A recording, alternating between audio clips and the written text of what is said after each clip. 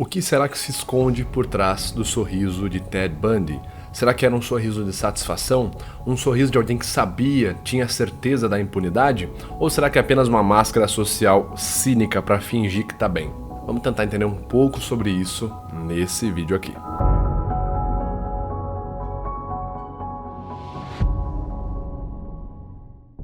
Fala pessoal, beleza? Meu nome é Vitor Santos, eu sou especialista em linguagem corporal, investigador profissional e perito técnico das microexpressões faciais. E você está no canal Metaforando, o maior canal de linguagem corporal do mundo. E hoje vamos entender um pouco mais sobre o comportamento não verbal de um dos maiores psicopatas e serial killers da face da Terra, Ted Bundy. What's going through my mind right now is to use the minutes and hours that I have left as fruitfully as possible and see what happens. Que ficou conhecido como ser o serial killer que usava o charme para atrair e matar suas vítimas. Mas antes da gente se aprofundar no vídeo, vale lembrar, se você gosta de estudar linguagem corporal, comportamento não verbal, gosta de entender sobre investigação, assuntos associados a crimes, eu te convido a se inscrever aqui no canal Metaforando e também a curtir e compartilhar esse vídeo.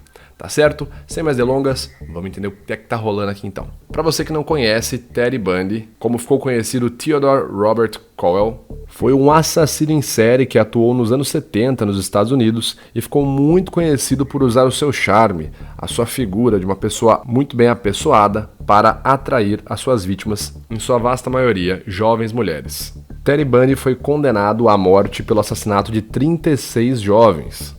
Além de assediar, sequestrar, estuprar, ele também matava todas as suas vítimas. Acontece que a personalidade do Ted Bundy, a forma como ele era visto, gerava uma grande incógnita, principalmente quando ele começou a ser tido ali como procurado pelo FBI. Basicamente, ele era um cara bem apessoado, de olhos azuis, estava com o cabelo sempre muito bem penteado, estava sempre muito bem arrumado. Ele era o que popularmente a galera chamava de um cara bem bonito. Inclusive até por isso que muitas mulheres, depois dele ter sido preso, mandaram várias cartas para ele, quando ele ainda estava na cadeia. Mas uma coisa em especial chama a atenção de muita gente, que é o famoso sorriso de Ted Bundy. Tendo inclusive atuado como o próprio advogado, nos seus casos, Ted Bundy frequentemente, quando era confrontado em audiências ou em momentos onde ele se expressava para a mídia, demonstrava sorrisos. Muitas pessoas não entendiam aquilo, como que alguém que estava sendo ali condenado à pena de morte conseguia sorrir naqueles momentos. E aqui eu separei um trecho específico para a gente poder avaliar o sorriso dele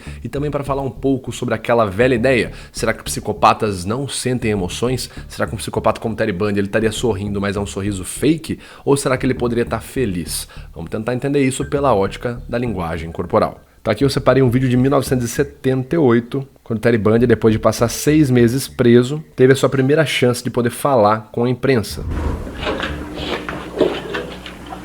What do we have here, Ken? Let's see. You always say an indictment, all right? Why don't you read it to me? You're up for election, aren't you?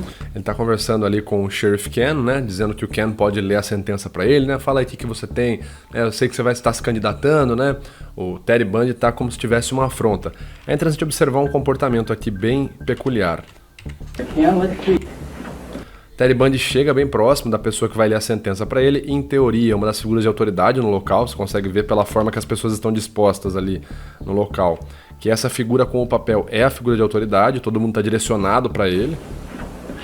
Ted Bundy então chega no local. What do we have here, Ken? Let's see. You always say an... E ele se aproxima do xerife Ken, que é quem vai ler a acusação, ao ponto do próprio xerife fazer o afastamento corporal. O Ted Bundy chega perto dele, inclusive numa postura de superioridade, com o peito estufado, e ele usa da proxêmica íntima. Ele chega tão perto que o próprio xerife Ken se obriga, o próprio cara sai ali de lado. What do we have here, Ken? Let's see. You always say an indictment, all right?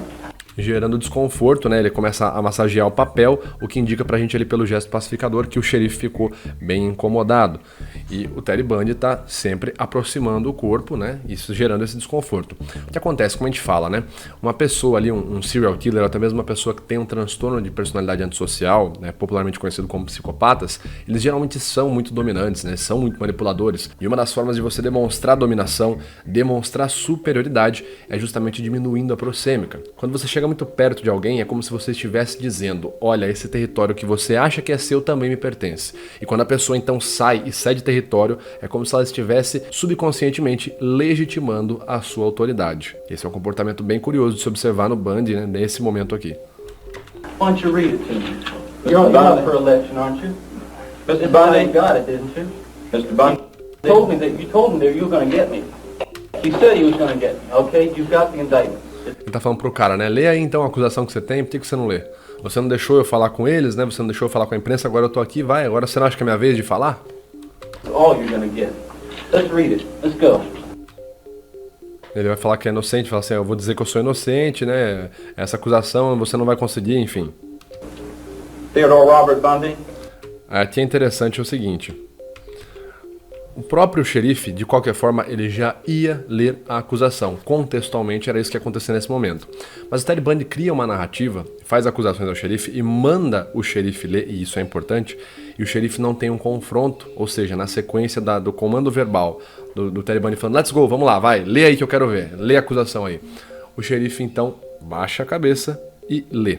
Isso passa momentaneamente, a postura baixa, né, a queda da cabeça, o AD54, uma impressão visual de vergonha, de culpa, ou seja, de inferioridade, né, para quem tá ali fora, a percepção pode ser essa, e quando o xerife que já ia fazer a leitura da acusação, isso já ia acontecer, mas quando o Ted Bundy, que é muito esperto, vai lá e fala antes, lê aí que eu quero ver, e faz um gesto autoritário de cima para baixo, né, lê aí que eu quero ver, e o xerife lê após esse comando, mais uma vez, subconscientemente ele está legitimando a imagem do Ted Bundy como superior naquele contexto, naquele momento.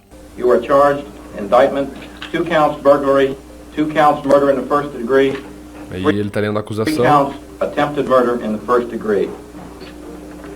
Design or intent to effect the death of said Lisa Levy. My chance to talk to the press. Minha chance de falar com a imprensa agora, né? Ele tá falando. Isso aqui, pessoal, isso aqui é um sorriso de felicidade?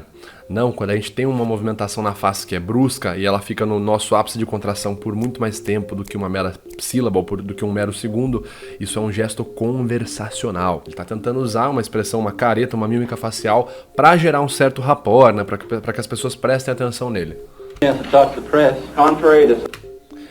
E aqui, o que a gente consegue observar aqui? Bom, isso aqui é um sorriso de felicidade? Não porque a gente tem um sorriso aqui, que é uma expressão que na verdade ela tá no seu ápice de contração, mas a gente tem uma assimetria na face. Por conta dessa assimetria, a gente julga essa expressão como desprezo, uma microexpressão facial de desprezo, considerada ali pelo AU12 unilateral. E qual é a relação do desprezo, por exemplo, com o Ted Bundy? Bom, é bem simples. O desprezo é uma emoção, isso é descrito em Emotions Review, no próprio Atlas of Emotions, The Handbook of Emotions, enfim. Na psicologia das emoções também, enfim. A emoção de desprezo, ela é uma variação ali, um comportamento que pode ser um pouco parecido com a raiva e com o nojo. Mas a emoção de desprezo é uma emoção diferente no sentido de ela está voltada para a própria pessoa, uma emoção egocêntrica, tá certo? Eu considero algo inferior ou considero que eu sou superior a qualquer coisa que esteja ao meu redor. E nesse momento, ele sendo acusado, ele sendo confrontado com uma acusação pesada na frente das câmeras que estariam lá para filmar o desespero dele, ele sentir desprezo é uma baita convicção de que naquele momento ele se sente de fato dominante. Section 78204 Florida Statute. I'll plead not guilty right now. And you're... A hora que ele fala, né, I plead not guilty right now, né, eu afirmo que eu não sou culpado, sou inocente, tô afirmando aqui agora para vocês, para as câmeras. E esse gesto dele aqui é totalmente ensaiado, né, a gente tem, o gesto não é sincronizado com a fala, ele fala primeiro, o gesto vem depois, e é um gesto totalmente mecânico, não tem fluidez paraverbal. E esse é o sorriso do Ted Bundy que muita gente conheceu, né? Que ele tá com esse sorrisão aberto. Basicamente aqui a gente não tem um sorriso, a gente não tem a codificação facial completa do sorriso. Esse é um comportamento, como eu falei, gente, provavelmente aqui a sensação principal dele é dominação e superioridade, não tem felicidade aqui. Mas isso, por exemplo, não quer dizer que ele não poderia sentir felicidade em outros contextos. Algumas referências no Brasil, como por exemplo o Dr. Guido Palomba, ele deixa bem claro algumas coisas. Por exemplo, os psicopatas são caracterizados pela ausência total de empatia, ou seja, a sensação de trocar de lugar com outra pessoa, né, a empatia, eu emocionalmente me colocar no seu lugar, os psicopatas não têm esse tipo de comportamento, mas não significa que eles não tenham motivações emocionais direcionadas para si. Por exemplo, ele pode sentir felicidade sim, pode ter sentido felicidade sim, quando conseguiu concluir os atos que ele queria concluir, né, os crimes. Ele pode ter sentido emoções como, por exemplo, medo, quando ele soube que não ia dar certo determinada situação, não o medo de ser preso, mas o medo de que aquele prazer, aquele desejo dele não ia ser saciado naquele momento. Ou até mesmo raiva de alguma vítima que na hora, de repente, ele sem querer acabasse matando ela muito mais rápido do que a vontade que ele tinha de passar mais tempo torturando aquela vítima. Enfim, as pessoas podem sim, né, pessoas que se encontram com um transtorno de personalidade antissocial, sentir emoções motivadas diretamente para elas. Não necessariamente elas não vão sentir emoções. O que elas geralmente não sentem é empatia, não conseguem se colocar no lugar de outra pessoa, mas não que elas não vão sentir emoção nenhuma, tá? Isso aí não faz muito sentido com o que a psicologia fala. E para finalizar, muito se fala sobre o sorriso do psicopata. Existe um sorriso que você identifica que a pessoa automaticamente é psicopata? Não, galera, eu já falei, não existe um prognóstico facial de personalidade, né? Eu vou identificar transtorno de personalidade pelo sinalzinho facial que a pessoa fez, isso realmente não existe, mas existe uma curiosidade aí no meio da galera que estuda microexpressões faciais, do pessoal que é certificado na área. A gente fala sobre a ocorrência do AU13, Levator Angularis, em algumas questões em pessoas famosas aí por serem tidas como psicopáticas, como por exemplo o Ted Bundy, o Charles Manson, o Eric Kemper. O que acontece? Quando essas pessoas foram flagradas, fotografadas sorrindo, ao invés de utilizar a musculatura do zigomático maior, que no sistema FACS é mapeado como o AU12, né, que seria esse sorriso aqui, essas pessoas, na vasta maioria, até mesmo o Jim Jones, né, não foge desse princípio, elas acabam sorrindo com o AU13, tá certo? Que é o Levator Angularis, que é basicamente esse músculo aqui, essa ocorrência. E daí criou-se essa ideia de que a psicopata vai sorrir com o AU13, né? Mas essa tá mais para uma curiosidade, para um fato, né? Do que, de certa forma, um prognóstico direto. Olha, fez o AU13 e logo é psicopata, tá? Pelo menos eu desconheço na literatura algo que correlacione diretamente AU13 com a psicopatia. Mas é isso que se fala, né? Quando alguém diz sorriso do psicopata, geralmente é disso que a pessoa tá falando. Desse sorriso com o AU13.